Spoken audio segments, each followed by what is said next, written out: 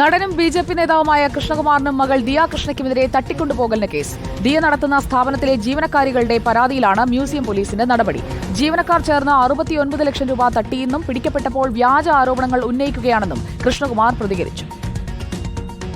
ദിയയുടെ കവടിയാറിലെ സ്ഥാപനത്തിലെ 3 ജീവനക്കാരികളാണ് പരാതിക്കാർ. കൃഷ്ണകുമാറും ദിയയും ചേർന്ന് തട്ടിക്കൊണ്ടുപോയി വീട്ടുകാരെ ഭീഷണിപ്പെടുത്തി പണം വാങ്ങിയെന്നാണ് ആരോപണം.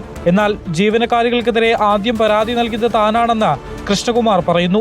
മകളുടെ സ്ഥാപനത്തിലെ QR കോഡിൽ തിരിമറി നടത്തി ജീവനക്കാരികൾ 69 ലക്ഷം രൂപ തട്ടിയെടുത്തുവെന്നാണ് പരാതി.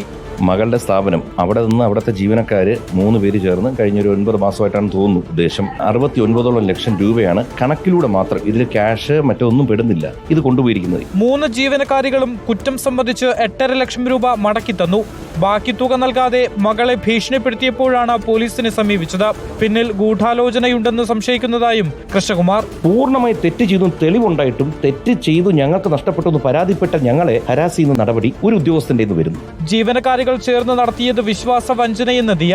ഇങ്ങനെ സംസാരിക്കുന്നതായിട്ടൊരു ഇവർ ഇത്രയും സംസാരിക്കുന്നവരാണെന്ന് എനിക്കറിയില്ലായിരുന്നു. അതിന് ഇത്രയും വ്യക്തമായി 3 പേര് ഒരേ സ്റ്റേറ്റ്മെന്റ് പറയുന്നതെങ്കിൽ അത് ആരോ പറഞ്ഞു കൊടുത്തായിട്ട് തന്നെയാണ് ഫീൽ ചെയ്യുന്നത്. അതിനിടെ ദിയയുടെ സ്ഥാപനത്തിന്റെ പ്രതിദിന വിറ്റുവരവ് രേഖകളും CCTV ദൃശ്യങ്ങളും കൃഷ്ണകുമാർ പുറത്തുവിട്ടിട്ടുണ്ട്.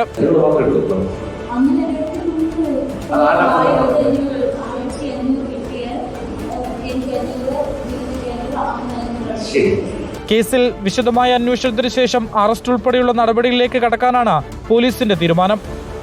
റിപ്പോർട്ടർ, തിരുവനന്തപുരം.